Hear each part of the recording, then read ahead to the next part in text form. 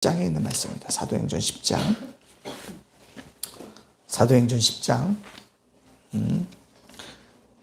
사도행전 10장 23절로 29절에 있는 말씀입니다. 사도행전 10장 23절로 29절에 있는 말씀 제가 봉독해 올리겠습니다. 사도행전 10장 23절로 29절에 있는 말씀입니다. 베드로가 불러들여 유숙하게 아니라 이튿날 일어나 그들과 함께 갈새 요바에서 온 어떤 형제들도 함께 가니라. 이튿날 가이사랴에 들어가니 고넬료가 그의 친척과 가까운 친구들을 모아 기다리더니 마침 베드로가 들어올 때 고넬료가 맞아 발 앞에 엎드려 절하니 베드로가 일으켜 이르되 일어서라 나로 사람이라 하고 더불어 말하며 들어가 여러 사람이 모인 것을 보고 이르되 유대인으로서 이방인과 교제하며 가까이 하는 것이 위법인 줄을 너희도 알거니와 하나님께서 내게 지시하사 아무도 속되다 하거나 깨끗하지 않다 하지 말라 하시기로 부름을 사양하지 아니하고 왔노라. 묻노니 무슨 일로 나를 불렀느냐. 아멘. 오늘 사도행전 10장 23절로 29절에 있는 말씀, 두 사람의 만남이다 라는 말씀으로 말씀을 증거하려고 합니다.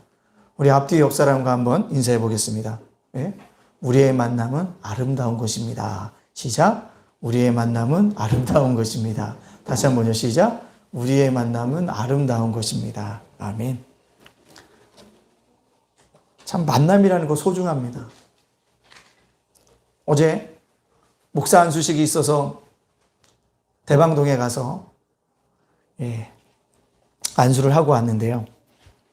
설교하신 목사님이 죽었다 살아나신 거예요. 정말 3달 동안 꼼짝없이 보라매 병원에 입원하셨다가 이 안수식을 해야 된다고 그 노예 서계 목사님이 얘기하니까 눈을 떠가지고 정말 오셔갖고 설교를 하시는 거예요. 근데 이분이 참 말이 어눌해요. 왜요? 3개월 동안 있다가 깨어나셨는데 말이 제대로 될까요?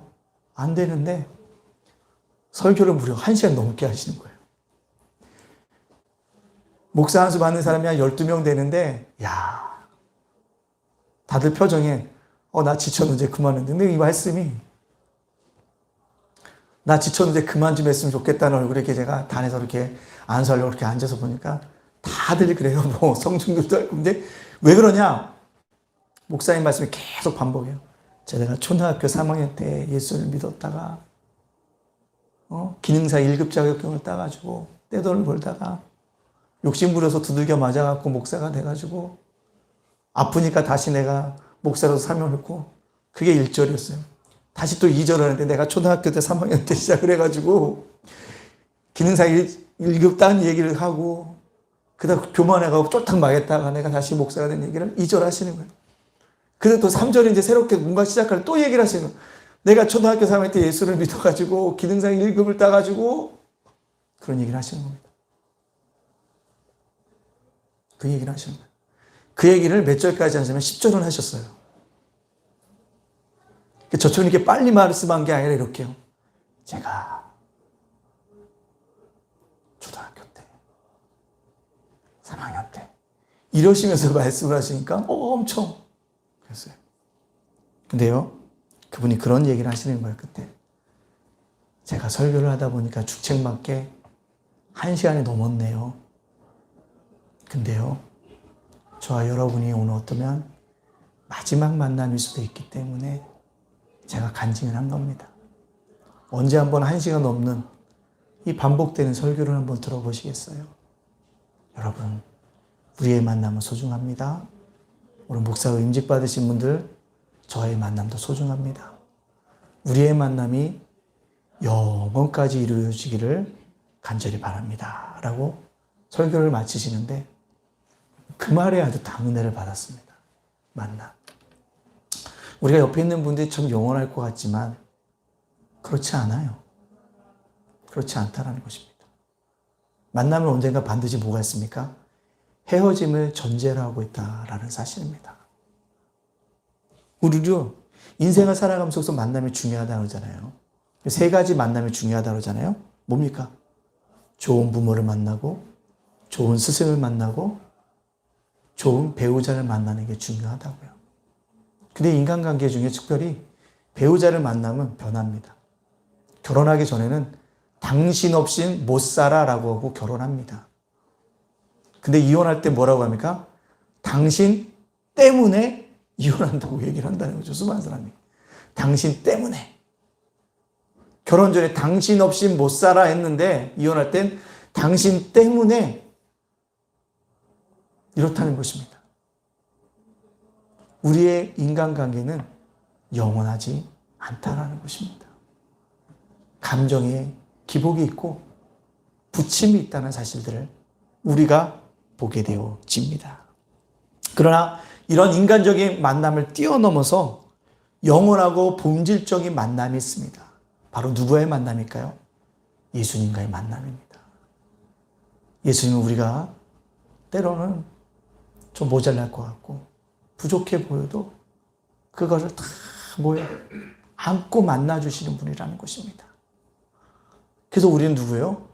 주님과의 인격적인 만남이 참으로 중요하다라는 사실을 깨달아 알아야 합니다. 그러면 누구든지 예수님을 만나면 뭐합니까? 살아납니다. 수가성 여인이 땡볕에 물 길러 가다 누굴 만납니까? 예수님을 만나잖아요. 5명의 남편을 두었던 여인이었지만 예수님을 만난 다음에 변화해야 됩니다. 주님이 원하시는 사람으로 변화돼서 뭐합니까? 마을에 내려가서 예수를 믿으라고 증거하는 믿음의 사람으로 뭐합니까? 변화되어지게 되어짐을 우리가 볼 수 있습니다. 또 누굽니까? 이방 여인이었던 루시 누구를 만남으로? 보아스를 만남으로 말미암아 모압 여인이 예수님의 족보에 오르는 축복이 임하게 되어진 것들을 우리가 볼 수 있습니다. 여러분, 우리 인생에서 귀한 축복이 있다면 바로 만남의 축복인 줄로 믿습니다. 그래서 오늘 예담교회 안에서 저와 여러분이 만난 것은 귀한 뭐예요? 축복이에요. 우리가 그리스도 안에서 만났기 때문에 이어지는 만남이지 그리스도의 밖에서의 만남이라고 한다면 부침 때문에 뭐 할 수 있어요? 어그러질 수도 있고 벗어날 수도 있다는 것입니다. 그러나 주 안에서 만남이었기 때문에 아름다운 만남이 되어질 것이고 영원까지 이루어지는 만남이 되어질 줄로 믿습니다. 오늘 본문에 보면 두 사람이 드디어 만납니다. 누구요? 고넬료와 베드로가 만납니다. 고넬료도 환상을 보았고 베드로도 환상을 보았습니다. 두 사람 다 기도하는 중에 환상을 보았다는 거죠.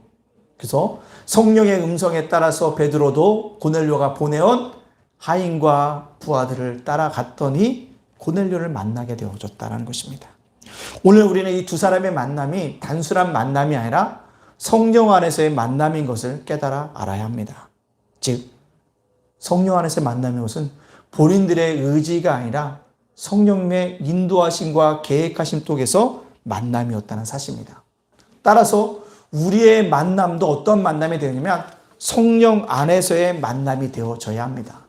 그렇다면 성령 안에서의 만남은 어떤 것일까요? 두 사람의 만남은 어떤 만남이었을까요?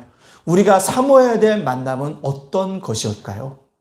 본문을 통해서 살펴봄으로 말미암아 함께 은혜를 나누고자 합니다. 첫 번째요, 두 사람의 만남은 의의 만남이었다는 것입니다. 오늘 베드로와 고넬료의 만남은 정말 의의 만남입니다. 왜요? 이방인과 유대인의 만남이기 때문에 그렇습니다. 유대인과 이방인은 서로 상종하지 않았습니다. 근데 서로 다른 사람들, 물과 기름과 같은 사람들이 만났다는 겁니다. 이게 의의 만남입니다. 또 연고지가 전혀 다른 성장 배경을 가진 사람들끼리 만남이었습니다. 공통점이 없는 만남이었습니다. 그러나 성령 안에서 만났기 때문에 그들이 뭐 할 수 있었다? 아름다운 만남을 이어갈 수 있었고 지금도 아마 하늘에서 고넬료와 베드로가 서로 그 옛일을 이야기하며 함께 주님과 함께 생활하고 있을 것입니다. 자, 그렇다면 이 두 사람만 의의 만남을 경험했을까요? 아닙니다. 누가요? 바로 오늘 본문 말씀 23절에 보면 우리 한번 읽어볼까요? 23절입니다. 시작.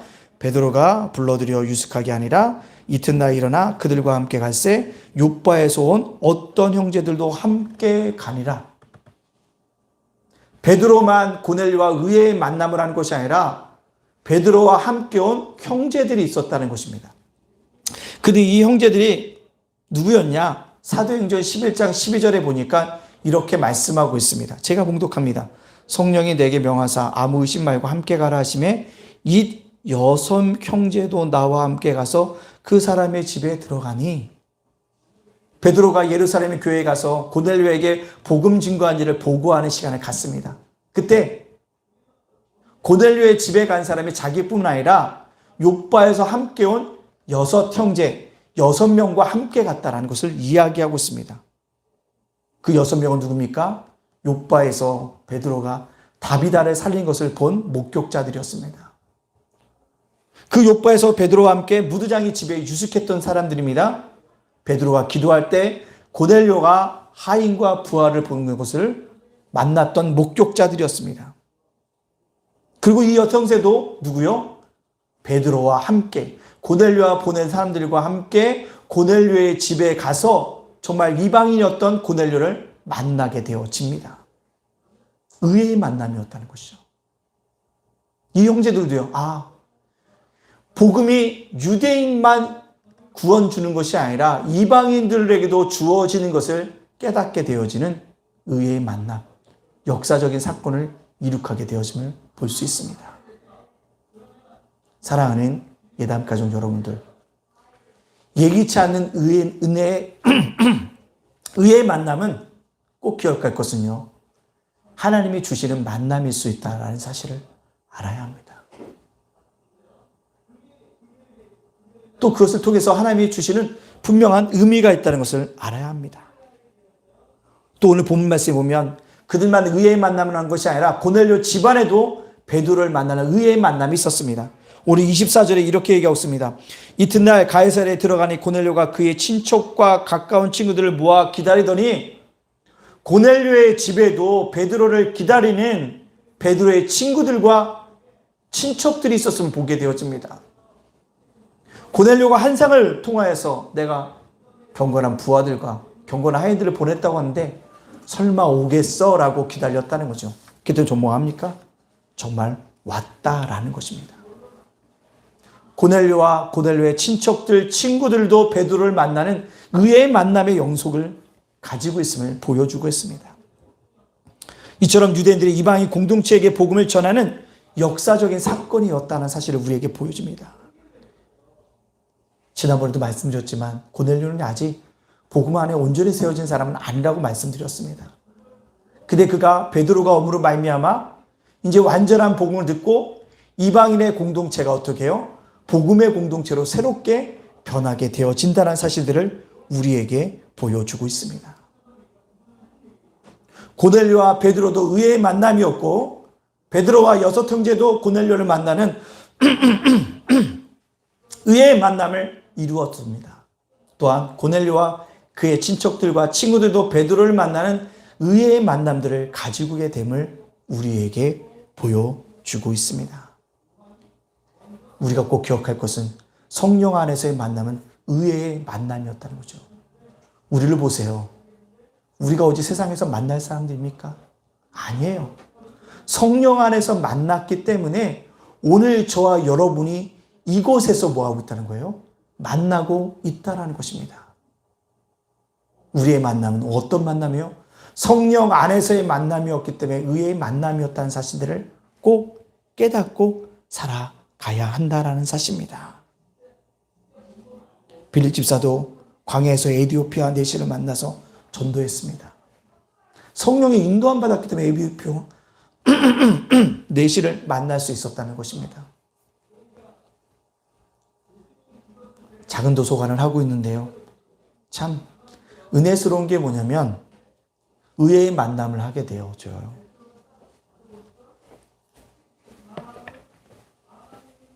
감사합니다.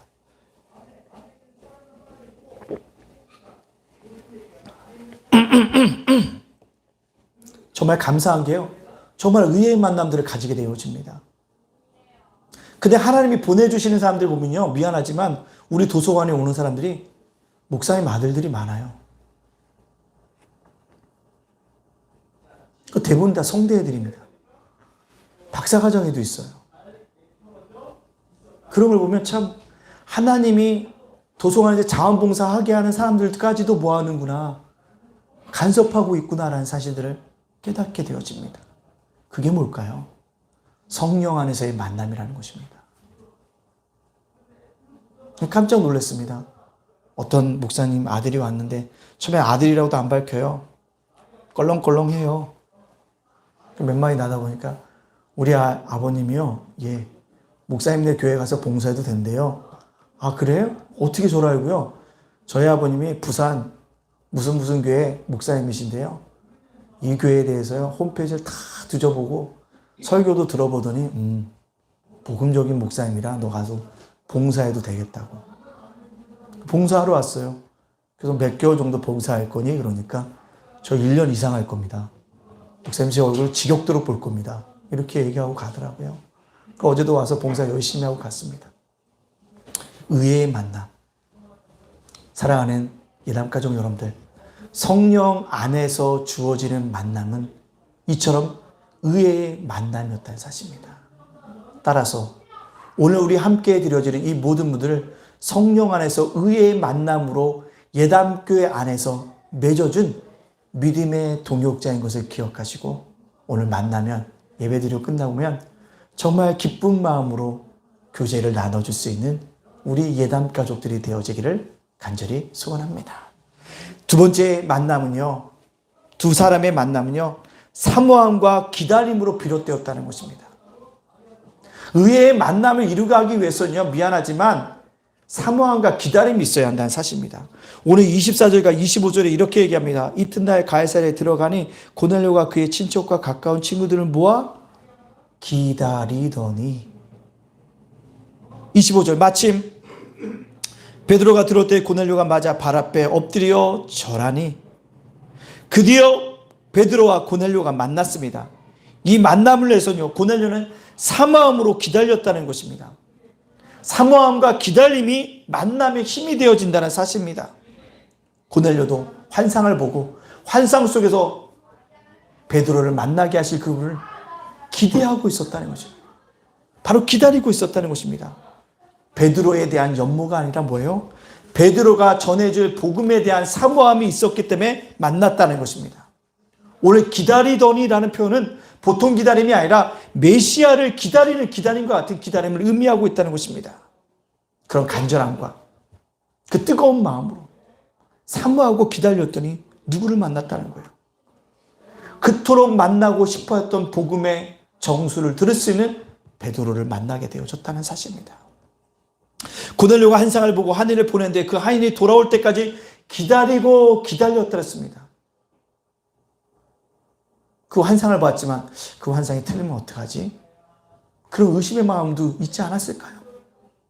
그럼에도 불구하고 그는 기대함으로 기다렸다는 것입니다. 간절함과 사모함의 농도가 틀립니다. 성공한 사람들이 대부분이 이야기하는 게 뭐냐면 내가 성공할 수 있었던 것은 밑바닥에서 벗어나야겠다는 뭐가 있었다? 절박함이었다. 그 절박함이 나를 몰랐다? 부에 대한 사모함을 잃고 부를 이루기까지 내가 기다려야겠다는 생각들을 심어주었다라고 얘기하지 않습니까? 그렇습니다. 두 사람의 만남은요, 사모함과 기다림이 절박했기 때문에 그것을 밑바탕에 두었기 때문에 아름다운 만남이 되어줄 수 있었다는 것입니다. 농도가 짙었다는 것입니다. 그렇다면 오늘 우리도 예배를 드리면서 여러분들 이천에 올라왔는데 어떤 것을 사모하면서 올라왔었습니까? 무엇을 기다리면서 올라오셨습니까? 오늘 드려지는 이 예배의 은혜와 감격을 사모함으로 앉아 계십니까? 하나님을 사모하고 계십니까? 어떤 사모함을 가지고 주님을 기다리고 있고 있습니까? 우리가 주님을 사모하고 기다리면 그 사모하고 기다린 만큼 주님이 우리를 뭐합니까? 만나주신다는 거예요. 어루만져 주신다는 것입니다.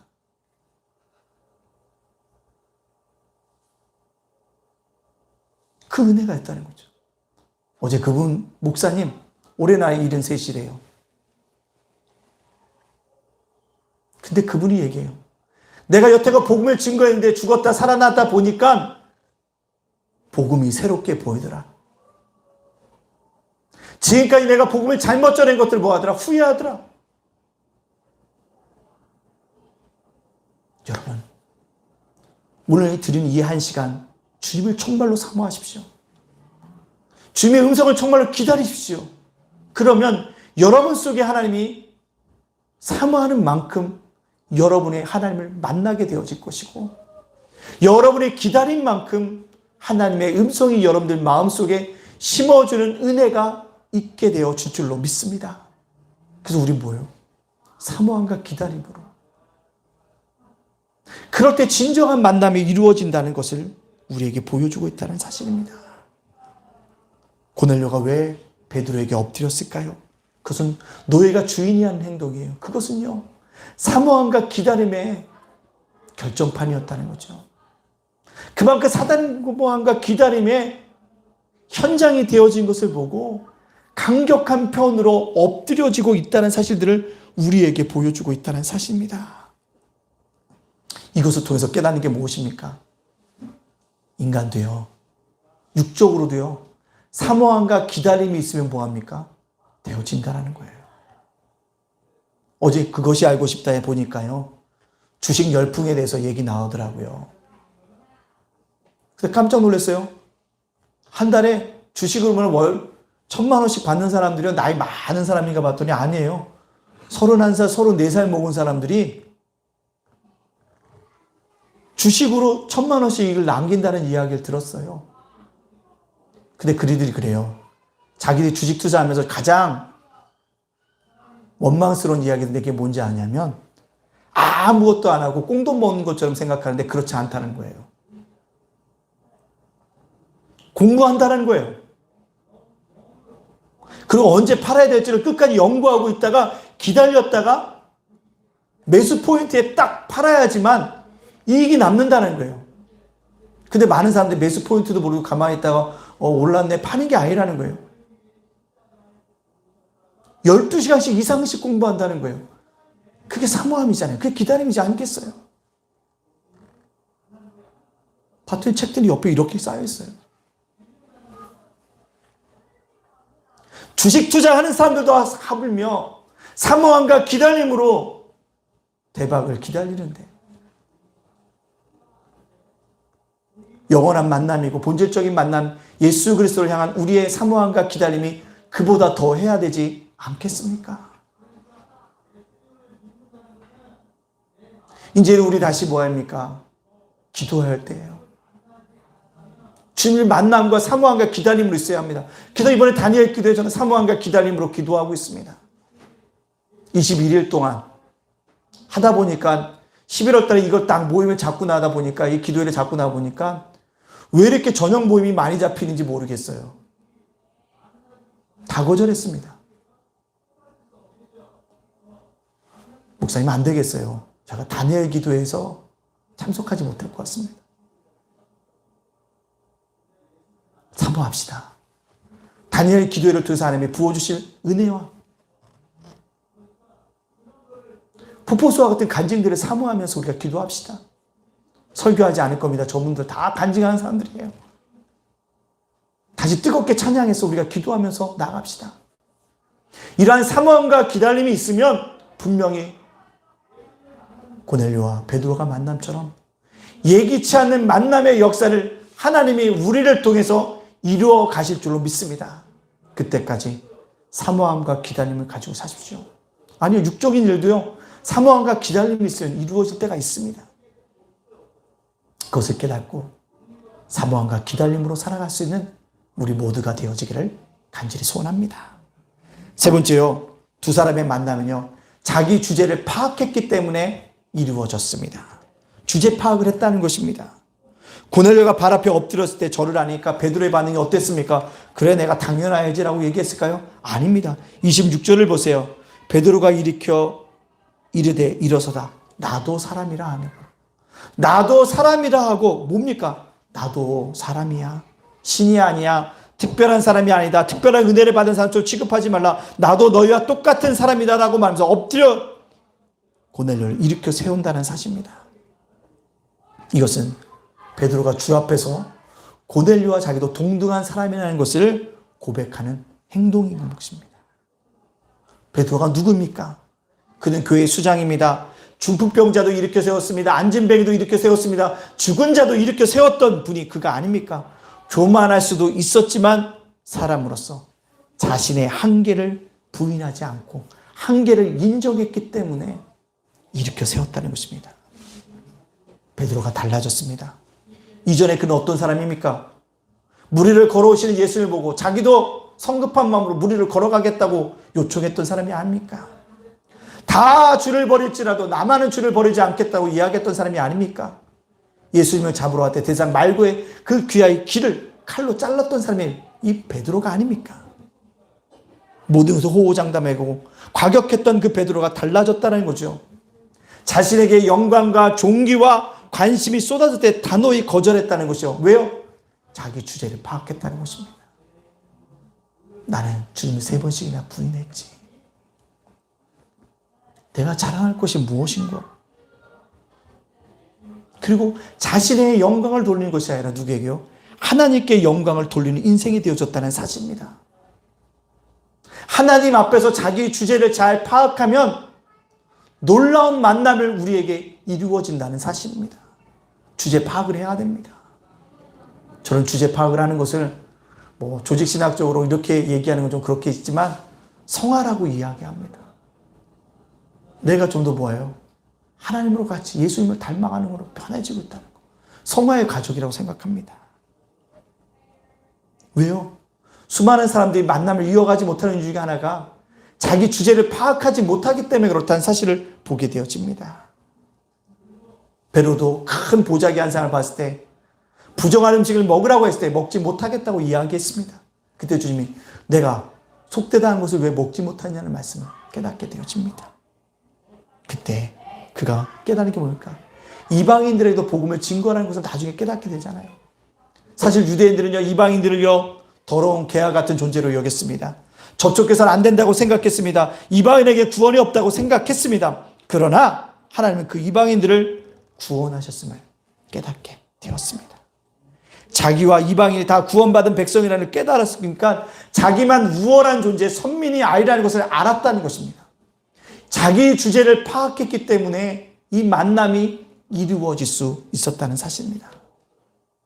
사랑하는 예단가족 여러분들, 여러분의 자리가 어딘지를 알아야 합니다. 내 위치가 어디에 있는지를 알아야 합니다. 혹 높은 위치에 있다면 속히 내려와야 합니다. 왜요? 높은 산에 올라가면 올라갈수록 뭐가 부족합니까? 산소가 부족해요. 내려올 수밖에 없다는 것입니다. 그리고 또 그래서 고백해야 되고, 내가 두 손 두 발 들어도 결코 상대방을 설득하지 못한다는 사실을 깨달아 알아야 합니다. 아무것도 할 수 없어요. 부인을 설득하기가 쉬우세요? 남편을 설득하기가 쉬우십니까? 제일 어려운 거잖아요. 설득하지 못하는 것을 인정하고 나가면 마음이 편해집니다. 그 만남이 뭐 할 수 있어요? 지속적인 만남으로 변해질 수 있다는 사실입니다. 아무것도 할 수 없다는 것을 깨달을 때, 주님 앞에 엎드릴 수밖에 없을 때 귀한 만남의 역사가 이루어지게 된다는 사실입니다. 또요, 자신이 죄인인 것을 알아야 합니다. 일주일 동안 사람들도 목사도 산다고 했지만 미안하지만 더러운 죄를 많이 살아갑니다. 육신의 죄가 아닐지라도 마음의 죄를 싣고 사는 것이 우리들이 아닙니까? 그것을 깨달아 알아야 합니다. 이것이 바로 주제 파악인 것입니다. 성화입니다. 이단교회가 건강한 공동체가 되려면 어떻게 될까요? 자기 주제를 파악한 사람이 많으면 많을수록 건강한 공동체가 되어집니다. 남들이 환호해 줄 때 그것이 죽음의 자리이고 독이라는 것을 경험해 본 적이 있습니까? 자신의 한계를 깨닫고 주님 앞에 엎드린 적이 있습니까? 자신에게 한계가 없다고 교만하여 넘어진 적은 없습니까? 두 사람의 만남은 서로 간에 자기 주제를 잘 파악했기에 이루어졌습니다. 우리도 우리 주제를 잘 파악해야 됩니다. 잘난 것도 없고 못난 것도 없다는 사실입니다. 자기 주제를 잘 파악한다면 우리의 만남은 아름다운 만남으로 이루어질 수 있습니다. 이런 축복의 만남이 우리 속에 있어져야 합니다. 따라서 한 분 한 분을 소중히 여겨야 합니다. 내 마음의 생수 61자이라는 책에 실린 일화입니다. 간호학교에서 교수님이 열심히 수업을 가르친 다음에 시험 문제를 내셨다고 합니다. 근데 성수이들은 이 학생은 문제를 슬슬 다 풀어나갔다고 합니다. 근데요, 마지막 문제에서 막혔다는 것입니다. 이분은 간호교육을 받고 있는 예비 간호사였습니다. 마지막 문제가 이거였습니다. 우리 학교를 깨끗하게 청소해 주시는 아주머님의 이름을 쓰시오. 우리 학교를 깨끗하게 청소해 주시는 아주머니의 이름을 쓰시오. 이 시험지를 받아본 대부분의 학생들은 말하지 않았지만 놀랐다는 거죠. 이게 시험 문제일까? 난 그 아줌마를 분명히 여러 번 보긴 했는데 이름을 본 적은 없는데 결국 답을 쓰지 못하고 있습니다. 그때 한 학생이 손을 들고 묻습니다. 교수님께. 교수님, 마지막 문제도 점수에 반영됩니까? 교수님이 이렇게 얘기했다는 거죠. 물론입니다. 마지막 문제도 점수가 들어갑니다. 여러분이 앞으로 간호사로 수많은 사람들을 대해야 할 것입니다. 하지만 많은 사람을 대하다 보면 여러분도 모르게 무감각하게 그리고 형식적으로 대할 수 있습니다. 하지만 그 한 사람 한 사람 모두가 너무나도 소중하고 귀한 존재입니다. 그들 모두는 여러분의 각별한 사랑과 배려를 받아야 할 뿐입니다. 어떤 경우라도 여러분들은 한 영혼을 소중히 생각하며 깊은 사랑으로 대해야 할 직업을 가진 사람들입니다. 라고 말했다는 겁니다. 볼까요? 한 영혼의 소중함, 한 영혼의 만남을 소중하게 여겼다는 것입니다. 오늘 우리가 예배가 끝난 다음에 한 사람 한 사람을 유 안에서 만난 이 기쁨들을 소중히 여기고 이 영혼의 만남을 귀하게 여기고 아름다운 교제가 이루어지기를 원합니다. 언제까지요? 영혼까지. 오늘의 만남이 영혼까지. 언젠가 우리가 이 세상을 다 떠날 것인데 100년 뒤에 저 하나님 나라에서 서로 간에 이루어질 수 있는 아름다운 만남의 은혜가 저와 여러분의 있기를 주님의 이름으로 축복합니다. 아멘. 기도하겠습니다. 기도할 때 우리 이렇게 기도하겠습니다. 주님, 주 안에서의 만남, 오늘 예담교회 가족들 소중하게 여기게 해주시고 이 만남까지 영혼에 이르는 것을 기억하고 오늘 기쁨으로 교제하며 성령 안에서의 의의 만남인 것을 기억하고 사모함과 기다림으로 만나게 하여 주시고 정말 우리가 자기 주제를 잘 파악하는 아름다운 만남의 역사가 이루어지게 하여 주시옵소서라고 주신 말씀을 기억하며 우리 결단의 기도를 올리도록 하겠습니다. 함께 기도합니다. 사랑의 은혜가 풍성하신 하나님 감사합니다. 아버지 하나님, 그렇습니다. 우리의 만남이 영혼까지 이루어지는 만남이고 그 만남이 아버지 하나님과 만남이 되기 위해서 성령 안에서의 만남이 모두 의의 만남인 것을 날마다 깨닫게 해주시고 아버지 하나님, 정말 사모함과 기다림으로 이루어지게 하여 주시고 특별히 아버지 자기 주제를 잘 파악함으로 이루어졌음을 기억하며 우리의 만남이 그럴 때 이것을 기억하며 서로 간에 잘 만나며 아름다운 교제가 있을 수 있는 귀한 시간들이 되어질 수 있도록 주께서 이렇게 인도하여 주시는 아름다운 귀한 역사가 일어날 수 있도록 주께서 이렇게 인도하여 주시는 귀한 역사가 있게 하여 주시기 원합니다. 이런 아름다운 만남 우리 속에 진정으로 임하여 줄 수 있도록 주께서 이렇게 하시고 인도하여 주시는 귀한 발과 귀한 역이 나타날 수 있도록 인도하여 주시고 함께하여 주시옵소서. 은혜 충만 성령 충만한 귀한 역사 있게 하여 주시기를 원합니다. 아버지 하나님께서